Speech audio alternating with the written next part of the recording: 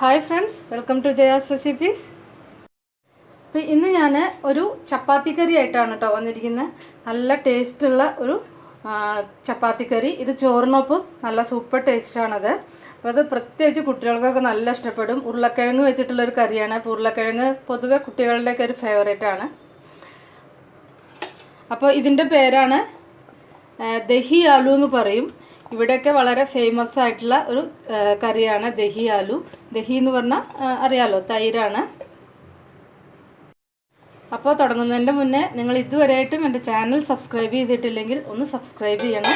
അതുപോലെ തന്നെ അതിനടുത്തുള്ള ആ ബെൽ ബട്ടൺ ഒന്ന് എനേബിൾ ചെയ്യാനും മറക്കരുത് കേട്ടോ. ഇതിന് വേണ്ടിയിട്ട് നമുക്ക് ഉരുളക്കിഴങ്ങ് ഒന്ന് വേവിച്ചെടുക്കണം. അപ്പോൾ അതിനെക്കുറിച്ച് പറയുകയാണെങ്കിൽ ഉരുളക്കിഴങ്ങ് ഇതേപോലെ ബേബി പൊട്ടറ്റോ പറഞ്ഞിട്ട് ഇവിടേക്ക് വാങ്ങിക്കാൻ കിട്ടും. അപ്പോൾ എല്ലാ സ്ഥലത്തും ബേബി പൊട്ടറ്റോ വാങ്ങിക്കാൻ കിട്ടിക്കൊള്ളണം എന്നില്ല. അപ്പോൾ ഒരു കാര്യം ചെയ്താൽ മതി, വലിയ ഉരുളക്കിഴങ്ങ് കിട്ടിയിട്ടുണ്ടെങ്കിൽ അതിനെ 4 ആക്കിയിട്ട് കട്ട് ചെയ്താലും മതി. ഇങ്ങനെ ഉള്ള ഉരുളക്കിഴങ്ങ് ചെറിയ ചെറിയ ഉരുളക്കിഴങ്ങ് കിട്ടുകയാണെങ്കിൽ അതന്നെ എടുക്കാൻ ശ്രമിക്കുക. അല്ലെങ്കിൽ ഞാൻ പറഞ്ഞ പോലെ ചെയ്താൽ മതി, വലിയ ഉരുളക്കിഴങ്ങ് എടുത്താൽ മതി. ഇതിപ്പോൾ ഒരു 1/2 കിലോ ഉരുളക്കിഴങ്ങുണ്ട്. അത് നമുക്കൊന്ന് വേവിച്ചെടുക്കണം. അപ്പോൾ അതിന് വേണ്ടിയിട്ട് കുറച്ച് വെള്ളം ഒഴിക്കുക.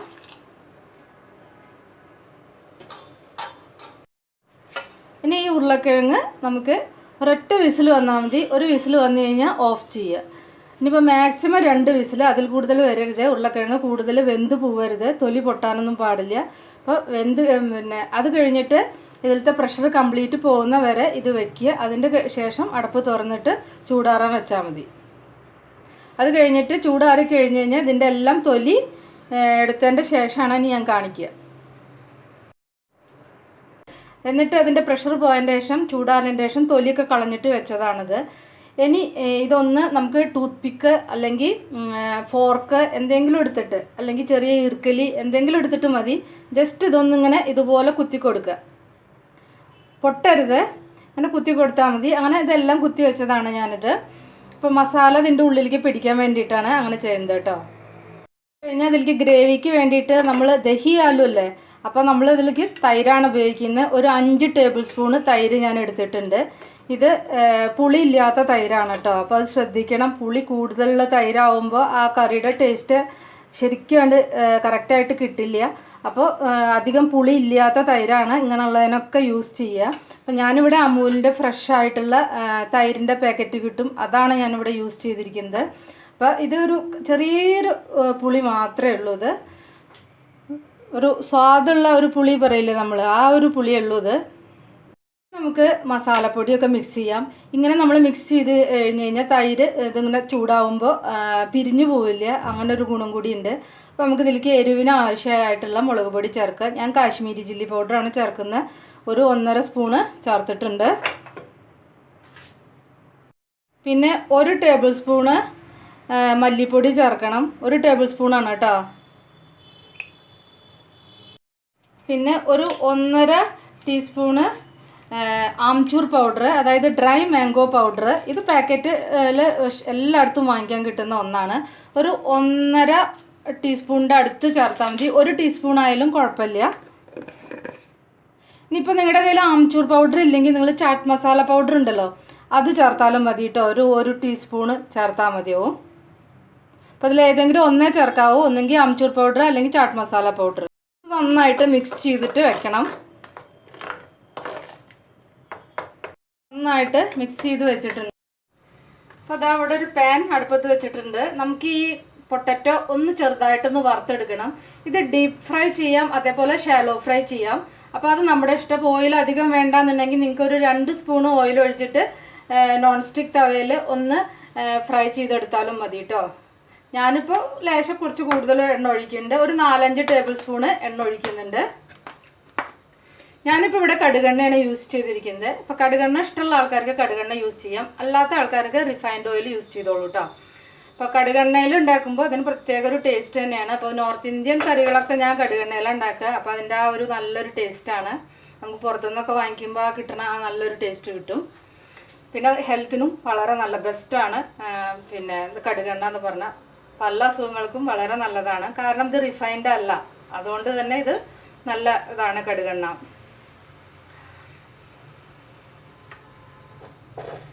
1 പിന്നെ കടുകെണ്ണ കുക്ക് ചെയ്യുമ്പോൾ ഇത് നന്നായിട്ട് ചൂടാവണം. അതിൻ്റെ മുന്നേ നമ്മൾ ഇതിലേക്ക് വറവ് ഇടുക അല്ലെങ്കിൽ ഒന്നും ഇടാൻ പാടില്ല. ഒന്ന് ഇതാ അങ്ങനെ ചെറുതായിട്ട് ഇതാ പുക വരാൻ തുടങ്ങും. അപ്പോഴാണ് അതിനൊരു കുത്തണ ഒരു ടേസ്റ്റ് ഉണ്ട്, ഒരു സ്മെല്ലുണ്ട്, അത് പോകണം. അതിന് വേണ്ടിയിട്ടാണ് അത് അങ്ങനെ ചെയ്യുന്നത്. ഈ ഉരുളക്കിഴങ്ങ് നമുക്ക് ഇതിലേക്ക് ഇട്ട് കൊടുക്കാം. എന്നിട്ട് ഒരു ഗോൾഡൻ കളറാവണം, ഒരു ലൈറ്റ് ഗോൾഡൻ കളറാവുന്നവരെ ഇതൊന്ന് ഫ്രൈ ചെയ്തെടുക്കുക. ഒരു 3-4 മിനിറ്റ് എടുക്കുള്ളൂ. ഒരു മീഡിയം ഫ്ലെയിമിൽ വെച്ചിട്ട് ഇത് ഫ്രൈ ചെയ്തെടുക്കാം.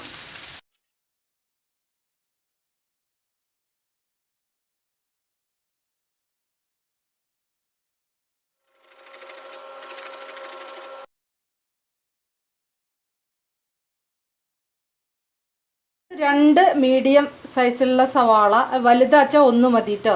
വലിയ സവാള ഒന്ന് എടുത്തിട്ട് ഞാൻ ഗ്രേറ്റ് ചെയ്തിരിക്കുകയാണ്. അപ്പം ഞാൻ ഗ്രേറ്റ് ചെയ്ത് കാണിച്ചല്ലോ.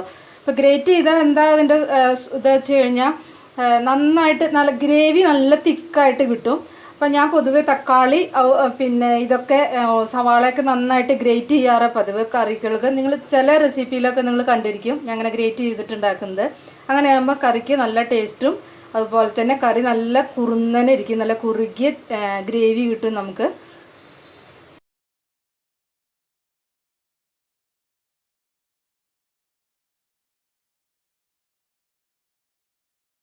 ഇനിയിപ്പോൾ ഞാൻ കറി സ്റ്റീലിൻ്റെ കടായിലാണ് ഉണ്ടാക്കുന്നത്. കാരണം തൈര് ഒഴിക്കണതല്ലേ, അപ്പോൾ ദഹി ആലു അല്ലേ, അപ്പോൾ സ്റ്റീലിൻ്റെ ആവും കൂടുതൽ നല്ലത്. പിന്നെ ഞാൻ ഇതിൽ തന്നെ സെർവ് ചെയ്യുക ചെയ്യാറ്. അപ്പോൾ പിന്നെ ഇത് കാസ്റ്റ് അയണിൽ ഞാൻ ഉണ്ടാക്കുന്നില്ല.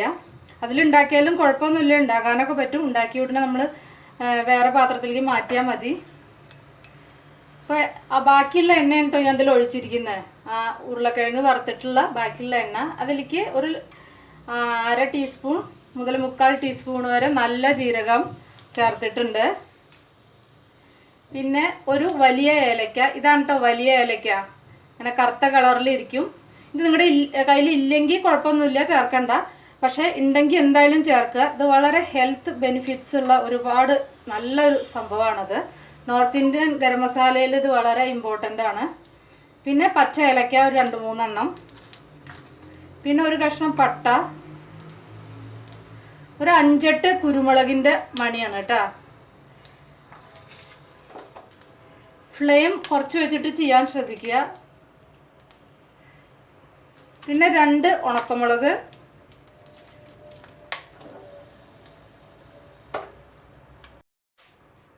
പിന്നെ ഞാൻ 2 കരയാമ്പൂ ഇട്ടുണ്ട്, അതിട്ടത് കാണിക്കാൻ പറ്റിയില്ല. പിന്നെ ബേ ലീഫ്, വഴന ഇല പറയില്ലേ, അതിട്ടുണ്ട്. ഇനി ഇതിലേക്ക് നമുക്ക് സവാള ചേർക്കാം.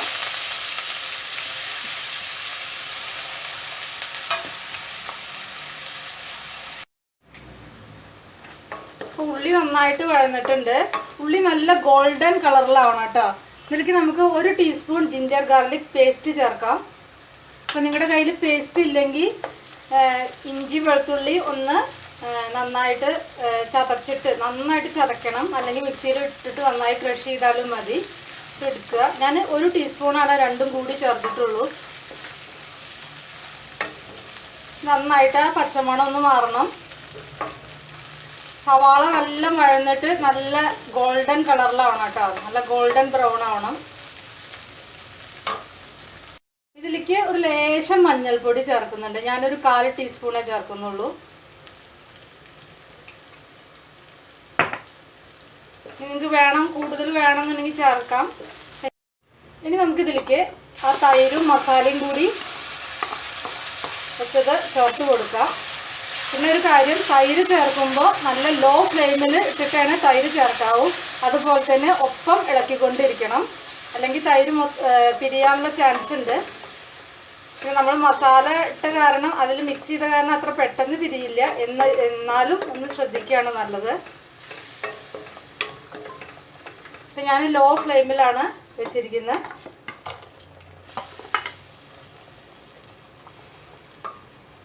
ഇതിലേക്ക് നമുക്ക് ആവശ്യത്തിന് ഉപ്പൊക്കെ ചേർത്ത് കൊടുക്കാം.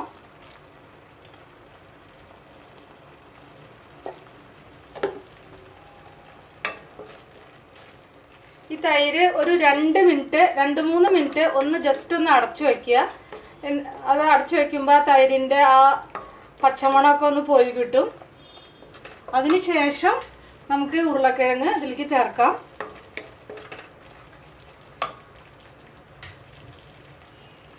അപ്പോൾ അതിന് മുന്നേ നമുക്ക് ഗ്രേവിക്ക് ആവശ്യമായിട്ടുള്ള കുറച്ച് ചൂടുള്ള വെള്ളം ഒഴിച്ചു കൊടുക്കുക. ചൂടുള്ള വെള്ളം ഒഴിക്കണം കേട്ടോ. ഇനി നിങ്ങൾക്ക് തീരെ വേണ്ടെങ്കിൽ ഒഴിക്കണം എന്നില്ല, പക്ഷെ കുറച്ച് ഒഴിക്കുകയാണ് നല്ലത്. നമുക്കിതിലേക്ക് ആവശ്യമുള്ള ഒരു 2 പച്ചമുളക് ചേർക്കാം. ഇതിലേക്ക് ഒരു 3-4 കഷ്ണം ഇങ്ങനെ ഇഞ്ചിയാണത്.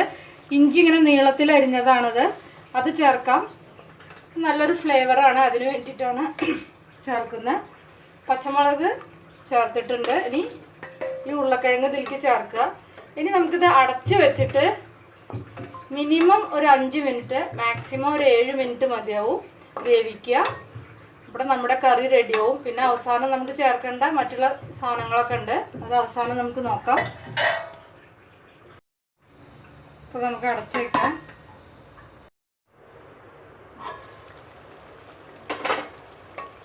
ഇതാ നമ്മുടെ കറിയൊക്കെ റെഡി ആയിട്ടുണ്ട്.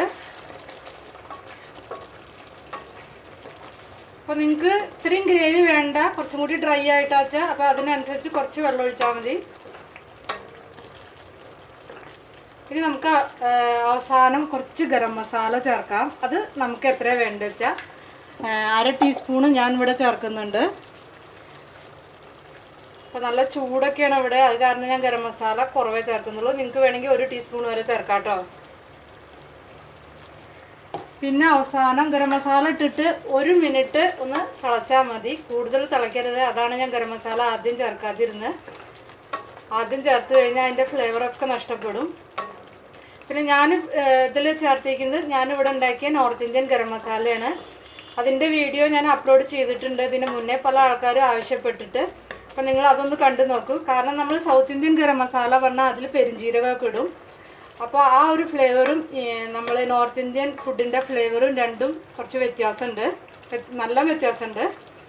അപ്പോൾ ഗരം മസാല ഞാൻ സൗത്ത് ഇന്ത്യൻ ഫുഡിന് സൗത്ത് ഇന്ത്യൻ ഗരം മസാല ഇടും, നോർത്ത് ഇന്ത്യൻ ഫുഡിന് ഞാൻ നോർത്ത് ഇന്ത്യൻ ഗരം മസാലയാണ് ഇടാറ്. കാരണം ഇതിൽ വലിയ ഏലക്ക ഒക്കെ വരും, ജീരകം അങ്ങനെയുള്ള സംഭവങ്ങളൊക്കെ വരും കാരണം. അപ്പം നിങ്ങളുടെ കയ്യിൽ ഇല്ലെങ്കിൽ ഉള്ള ഗരം മസാല ഇട്ടോളൂ. ഇനി അവസാനം കുറച്ച് പിന്നെ കസൂരി മേത്തി, ആ നോർത്ത് ഇന്ത്യൻ ഫ്ലേവർ നമുക്ക് കറക്റ്റായിട്ട് കിട്ടണമെങ്കിൽ ആ കസൂരി മേത്തി ഇടണം.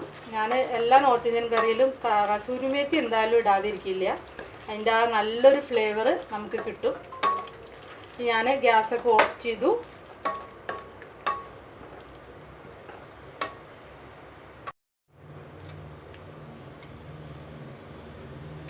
അവസാനം ലേശം മല്ലിയില ചേർത്തിട്ടുണ്ട്. അപ്പം നമ്മളുടെ അടിപൊളി ദഹി ആലു കറിയൊക്കെ റെഡിയായി.